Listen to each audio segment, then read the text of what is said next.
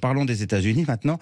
Ce qui est complètement fou, c'est qu'aux États-Unis, la vie est complètement et parfaitement normale dans quasiment tous les États. Il existe deux endroits qui sont compliqués, c'est la ville de New York et l'État de New York, et la Californie.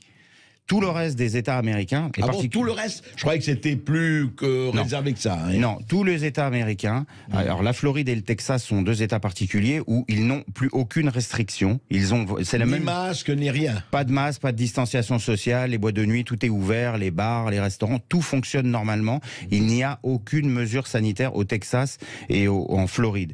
Il faut savoir que dans d'autres États, comme le Nevada ou ailleurs aux États-Unis, tous les États particulièrement au sud, la seule recommandation qui est suivie, c'est le port du masque, qui est recommandé par le CDC dans les lieux... Center of Disease Control. Exactement, qui recommande le masque. Oui. Mais ce que je voudrais qu'on démystifie comme mensonge qui est tenu sur les médias en Europe, c'est de raconter qu'aux États-Unis, le Covid, c'est un drame absolument catastrophique. Je voudrais rappeler à tout le monde qu'aux États-Unis, nous sommes 370 millions d'individus.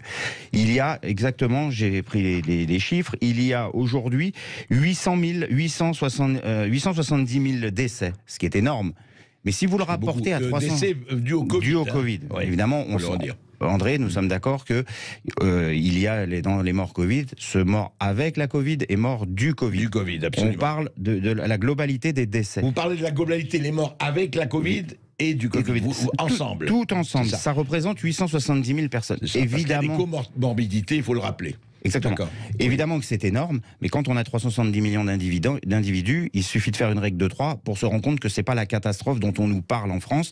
Et ce qui est très insupportable, c'est d'entendre à longueur de temps que l'Amérique c'est une catastrophe, que la pandémie est mal gérée, etc. Moi qui y vis aujourd'hui, je peux vous dire que l'économie roule à fond. Il n'y a pas de trouble au niveau économique. Personne ne parle de Covid aux États-Unis dans les médias, ou extrêmement peu, à part CNN, mais les médias en général n'en parlent pas. Les gens n'en parlent pas.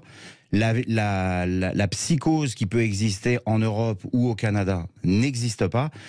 On n'a pas l'impression, moi je viens de passer un peu de temps en Floride, je peux vous dire qu'en étant là-bas, mais alors dites-moi, très franchement, Olivier de Sénaillac, les hôpitaux, est-ce que les hôpitaux ne sont pas remplis?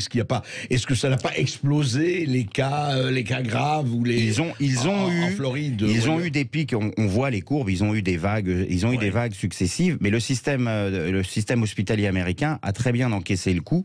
C'est pour ça qu'ils n'ont à aucun moment bloqué, lockdown le pays, jamais, puisque tous les hôpitaux là-bas encaissent sans problème les malades. Donc ils vivent, ce qu'on le dit depuis 2 ans. Ils sont pas saturés, quoi. Exactement, il n'y a pas de saturation dans les États. Alors oui, les chiffres sont énormes, mais il faut toujours le ramener à la réalité du nombre de gens.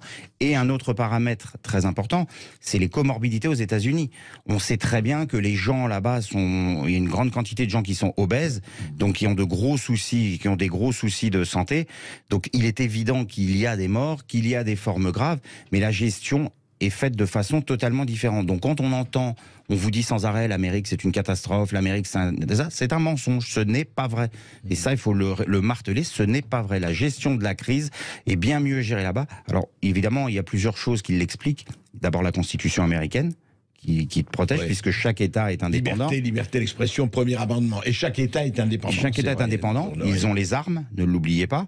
Rappelez-vous les images de avril-mai 2020, où lors des annonces de lockdown, les gens dans les États sont rentrés dans les... ce qu'on appelle lockdown. Les lockdowns, pardon, c'est les confinements. Les gens sont rentrés dans les capitoles avec les armes. Donc je peux vous dire que les politiciens, ils réfléchissent à 2 fois avant de prendre des mesures comme elles sont en France ou comme elles peuvent être au Canada, etc. Donc c'est ça qui les protège. Et les Américains ont quelque chose qu'ils chérissent le plus au monde, c'est la liberté.